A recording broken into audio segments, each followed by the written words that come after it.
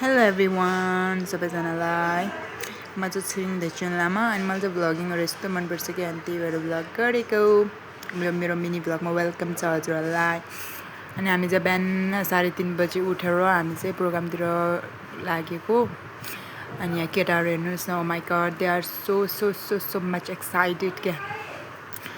अनि त्यसपछि हामी चाहिँ फाइनली लोकेसनमा पुग्यौँ अनि पछि हामी लाइन बसिरहेको थियो। अनि त्यसपछि हामी भित्र छिर्यो अनि त्यसपछि हामी त ब्रेकफास्ट खाने ठाउँ हो क्या, यस्तो ठुलो थियो।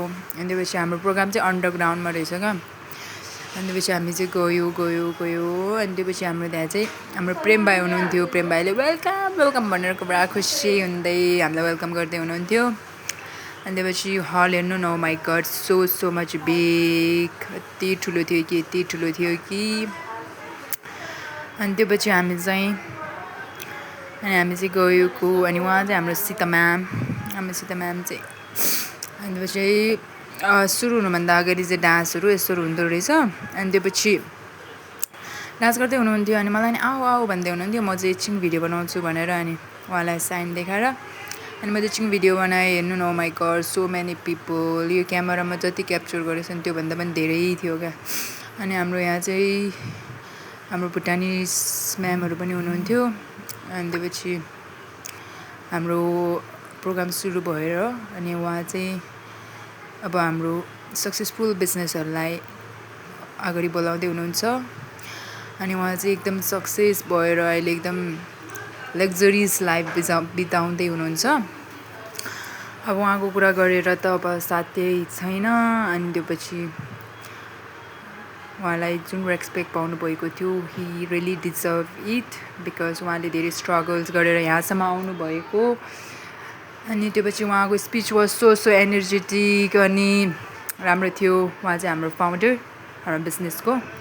अनि त्यसपछि हाम्रो यो चाहिँ हाम्रो अर्को सक्सेसफुल बिजनेसम्यान, उहाँ चाहिँ एकदम यङ नै हुनुहुन्थ्यो, ओन्ली 28 years old।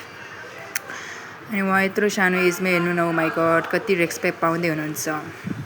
हामी पनि यसरी नै उठ्नुपर्छ कुनै दिन या। अनि त्यही हो, उहाँलाई हेर्नु न, उहाँको स्पिच पनि एकदम राम्रै थियो, एकदम राम्रै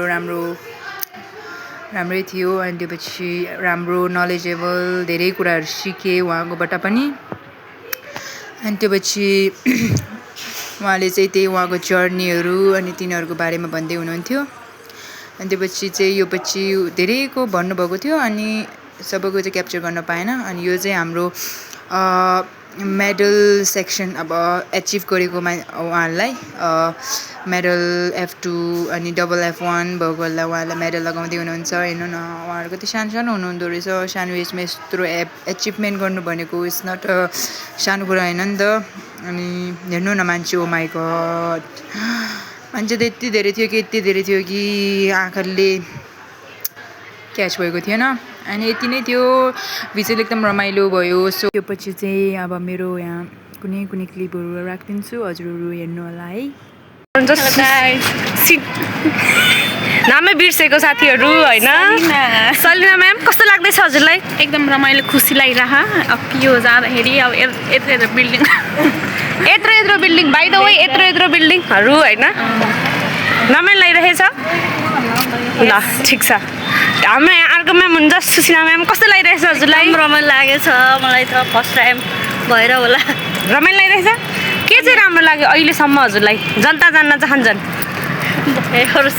भन्नु न के चाहिँ राम्रो लाग्यो? हामी इन्भाइरोमेन्ट हामीलाई यहाँ हुनुहुन्छ हाम्रो Tshering ma'am. Hello, how you feeling? I am feeling hot. बल्ल नयाँ ट्रुथफुल कुरा गर्नुभयो हाम्रो छिरिङ म्यामले, cause it's so hot out here, like so much you can see. त देख्नुहुन्न यस पसिनै बस्नेछौँ हामी होइन। ल अब हामी जाँदैछौँ। Okay, bye bye guys, see you tomorrow in our